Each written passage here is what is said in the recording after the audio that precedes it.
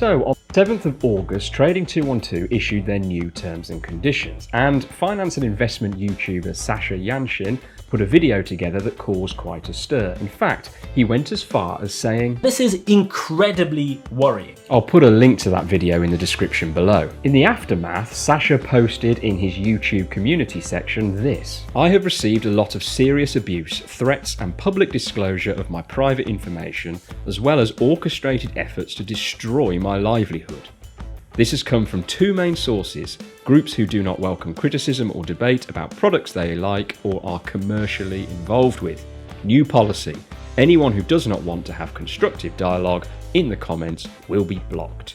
Abuse, threats, etc. in the comments will not be tolerated and will be reported." Now, whether I agree with what Sasha said or not, or whether you agree with what he said or not, throwing abuse and slinging mud around is really not cool. And although I'm sure it is the minority of people, if you are watching this, get a life. Paul Briscoe, another YouTuber who puts out a lot of Trading 212 content, a few days later put out his own video, and he said, "There was absolutely nothing new in there that could really cause any controversy." Link to this one will be in the description below also. Pete from Conversation of Money also offered his thoughts on it, and he seemed to sit somewhere in the middle, although he did point out that people might now Need more than one provider. I say he was down the middle, but he did go with this for the thumbnail. So yeah, I know. Link to that one in the description box below too. So which is it?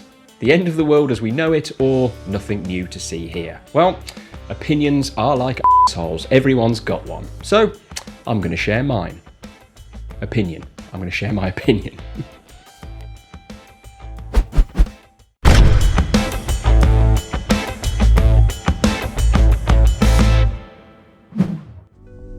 Hi, my name is Tom Morgan, and although I am a qualified and regulated financial advisor and planner here in the UK, please remember that nothing in this video is financial advice. Trading 212 have been closed to new customers now for quite a long time, although EU customers can now start to open accounts, and there are some rumblings that UK customers will be able to soon, although nothing has actually been confirmed. And because of this strange period of them not accepting any new customers, they have come under quite a bit of scrutiny, and to be honest, these new terms and conditions haven't helped. Terms and conditions have to be agreed to if you want to use somebody's product or service. You do not have a choice.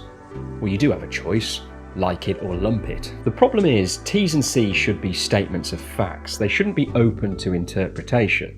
I shouldn't read the T's and C's and come to one conclusion, and then you read them and come to another entirely, which sort of seems to be happening here. Now, there have been a few clauses in these terms and conditions that have been discussed, but what I want to focus on is what happens if things go wrong. If Trading 212 or the custodian that they use, something we'll come on to in more detail in a moment, what happens if they go bust? This essentially is what's being talked about, and I want to go through it in some detail and also compare these terms and conditions with some of the other platforms in the market. Specifically, we'll have a look at Freetrade and Vanguard. What we want to see is, are Trading 212 really that bad, or is this just the industry norm? So let's start here, clause 12.6. In the event of our failure, for example due to insolvency, any money held in a client money account by third parties will be segregated from our other assets and will not be available to our creditors. However, in the event of failure, for example, due to insolvency of a third party, as your client money will be held with other customers' money in a pooled client money account, in the event that the third party bank holding the money defaults and there is a shortfall, you will share proportionally in that shortfall with other creditors of the bank where your client money is deposited. Back in the day when people used to buy shares, they used to get given a paper share certificate, and that was your proof of ownership. Well, things have moved on somewhat since then, and when you give, say, £100 of your money to somebody like Trading 212 or any other investment provider for that matter, it is not actually them that looks after that money. They do not hold client money. They are not a bank. Instead, they use something called a custodian or a nominee account. This is a segregated company that holds the assets which are completely separate to the investment provider themselves, in this case, Trading 212. The point that they are making here is if Trading 212 goes bust, It is actually the custodian that holds your money and you will remain unaffected. However, what this clause goes on to say is if it was the custodian or nominee account that goes bust, that your funds are held in a pooled account with all other client money, and if there was a shortfall, you could be proportionally liable for that. Sounds bad, right? Well, maybe, but as long as the custodian is based here in the UK, they will have to comply with UK regulations and protections.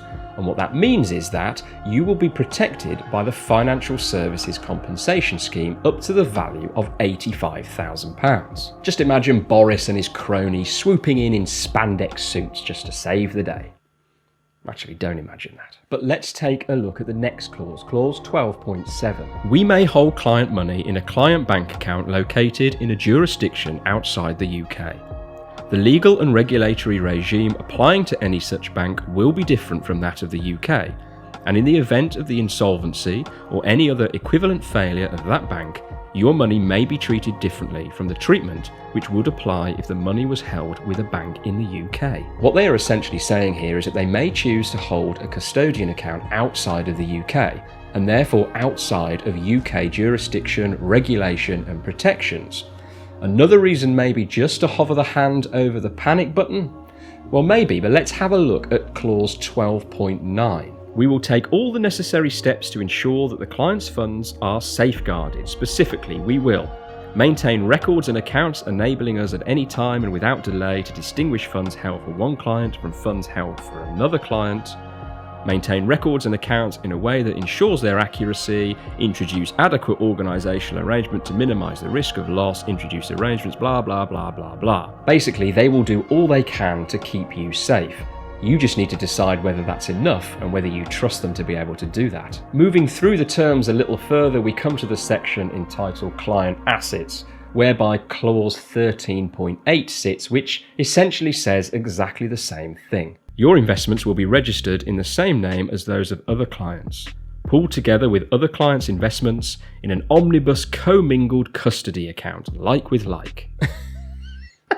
That could be a 90s rock band. Ladies and gentlemen, may I introduce you to Omnibus Commingled Custody Account. Alright, maybe not. This means that investments will not necessarily be immediately identifiable by way of separate certificates. If our third-party nominee, or we, were to become insolvent, there may be delays in identifying individual assets and possibly an increased risk of loss if there should be a shortfall because additional time will be needed to identify the assets held for specific clients.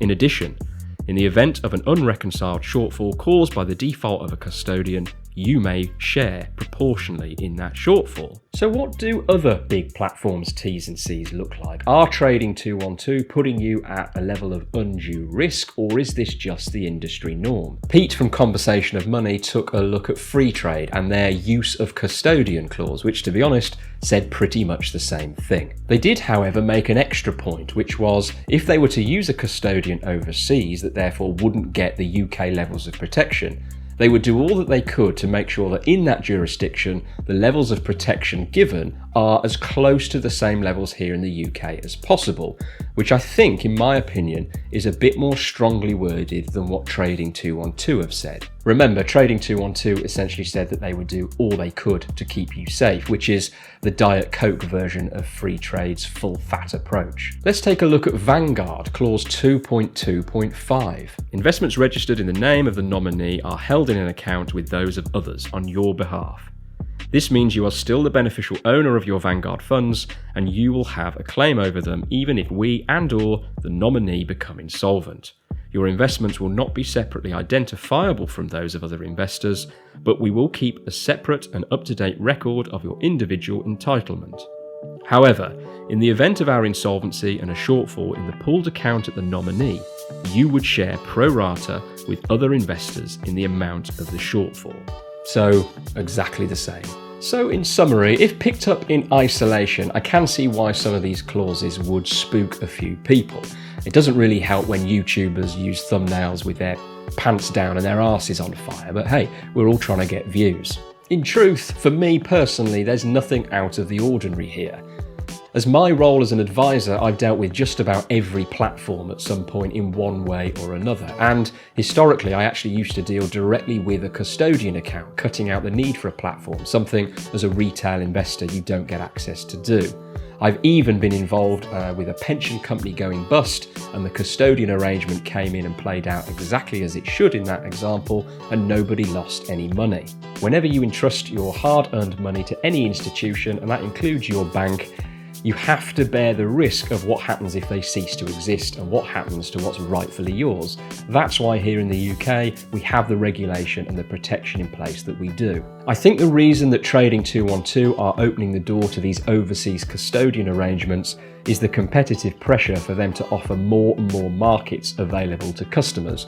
Customers want more and more choice on their platform, and I think this is Trading 212 trying to deliver that. As long as they ensure that good levels of protection are in place in those jurisdictions, that would be enough for me. However, I do think they could be more strongly worded on this point. Paul Briscoe actually had a reply in his video from someone at Trading 212 who essentially said, in relation to these new terms, nothing has changed in a way to impact the business nor the client's relationship with Trading 212. Rather, more details have just been added for the sake of transparency. As I say, the choice is simple, like it or lump it. The good news is, if you're someone that's been using Trading 212 for some time now, nothing has really changed. But if you feel otherwise, and this is the straw that breaks the camel's back, there are plenty of other choices out there. The bad news is, the terms are probably the same. Oh, and one more thing. If all you can think about now is Boris in spandex, you're welcome.